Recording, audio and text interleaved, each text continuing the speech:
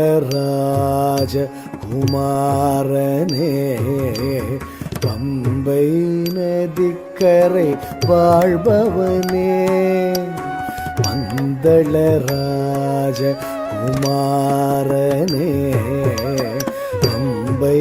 நதிக்கரை வாழ்பவனே 18 படியினில் பாடி வரும் பக்தர் கருள் தரும் ஐயப்பனே 18 படியினில் பாடி வரும் பக்தர் கருள் தரும் ஐயப்பனே